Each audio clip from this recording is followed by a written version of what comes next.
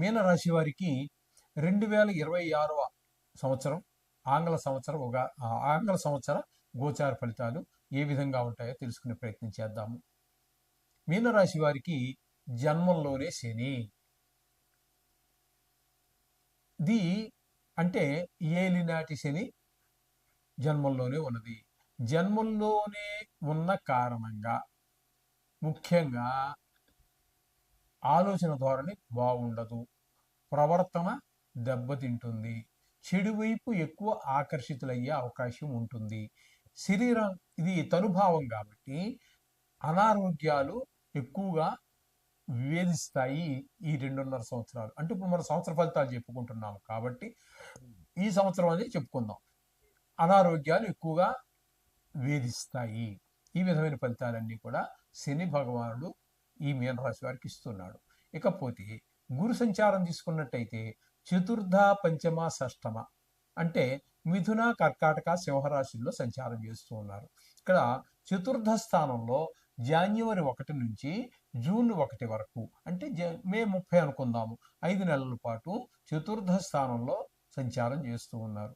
ఈ చతుర్థ స్థానం 4వ స్థానంలో సంచారం వల్ల తల్లి గారి యొక్క ఆరోగ్య విషయంలో కానీ, ఆవిడ యొక్క ఆశీర్వచనం పొందడంలో కానీ, ఆశీస్సులు పొందటంలో కానీ, అలాగే విద్య విషయంలో కానీ, భూమికి సంబంధించిన విషయాల్లో కానీ, గృహానికి సంబంధించి, వాహనాలకు సంబంధించి, మన స్వభావానికి సంబంధించినటువంటి విషయాలలో అన్ని ప్రతికూలతలే కనబడతాయి. కాబట్టి ఇక్కడ మనం చెప్పుకోవాల్సింది ఏమంటే ఈ 5 నెలలు రియల్ ఎస్టేట్ వ్యాపారం చేసేటటువంటి వారు, వాహన వ్యాపారం చేసేటటువంటి వారికి కలిసి వచ్చే కాలం కాదు. ఈ 5 నెలలు కూడా 4వ స్థానంలో మిథున రాశిలో గురు సంచారం అంతా కూడా. తదుపరి గురువు సంక్రమణం మిథునం నుంచి కర్కాటకంలోకి మారుతారు. ఇక్కడ సంవత్సరం పాటు ఉండాలి. ఇక్కడ కర్కాటకంలో అదే ఉచ్చస్థానం, దాని గురించి మనకు అవసరం లేదు. కానీ ఇక్కడ ఉన్నటువంటి గురువు కూడా 5 నెలలే ఉంటున్నారు, సంవత్సరం ఉండాలి. కానీ ఇక్కడ నుంచి అతిచారం వలన మరలా కర్కాటకం నుంచి సింహరాశిలోకి వెళ్ళి 2 నెలల పాటు అక్కడ సంచారం చేస్తున్నారు. ఇక్కడ ఈ 3 రాశుల్లో ఆయన సంచారం కాబట్టి 3 రకాల ఫలితాలు చెప్పుకోవాలి. చతుర్థ స్థానంలో ఉన్నప్పుడు ఫలితాలు మనం చెప్పుకున్నాము, అది వారికి అనుకూలం కాదు.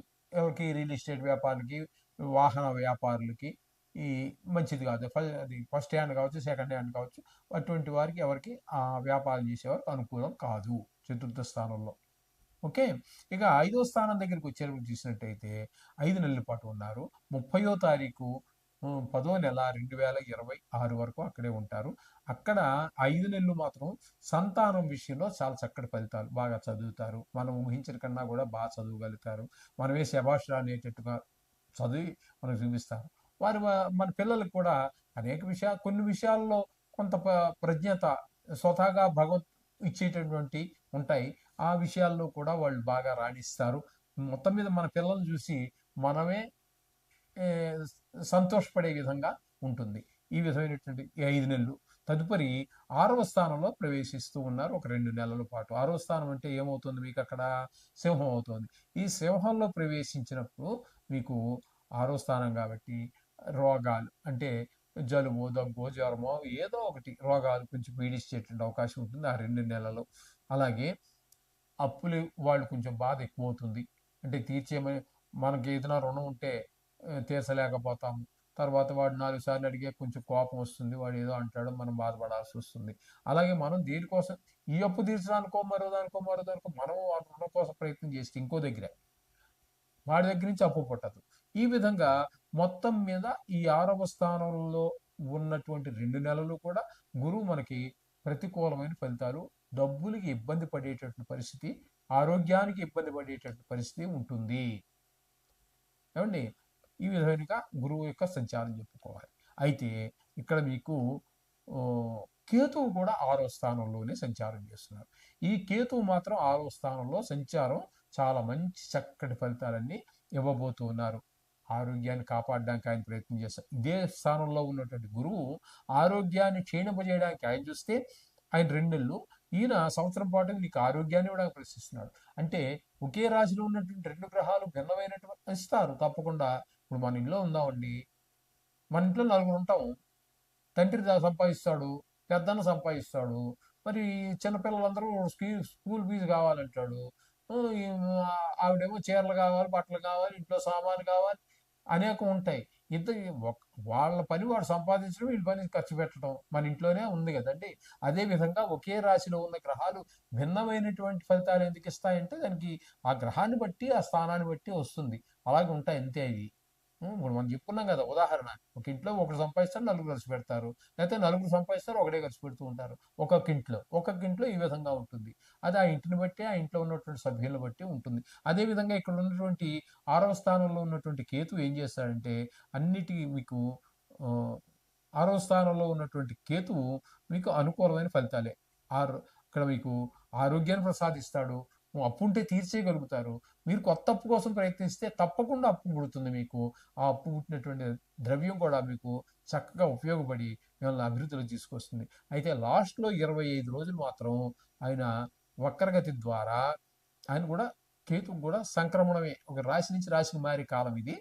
ఇక్కడ ఇక్కడేమవుతుంది, ఇక్కడ నుండి 25 రోజులు పాటు మీకు హ్మ్, పంచమ స్థానంలోకి వెళ్తున్నాడు. అక్కడ మళ్ళీ పిల్లల్ని ఇబ్బంది పెడతాడు. అక్కడ గురువు గారుండి పిల్లలకి ఎంతో ఫేవర్ చేస్తూ ఉంటే, ఎంతో మంచి చేస్తూ ఉంటే, ఈ 25 రోజులు ఈ కేతువు గారు వెళ్ళి అక్కడ వాళ్ళని కొంచెం ఆహ్, ఇబ్బంది పెడతాడు. ఏంటి ఆరోగ్య విషయం కావచ్చు, చదువు విషయంలో కావచ్చు, గాయాలు తగిలించుకోవడం కావచ్చు, చెడు స్నేహాలు కావచ్చు, ఇట్లాంటివన్నీ కూడా మన సంతానం మీద దుష్ప్రభావాలు చూపించే అవకాశం ఈ కేతు 25 రోజులు. మొత్తంగా చెప్పాలంటే సంవత్సరంలో 25 రోజులు పెద్ద లెక్క కాదు.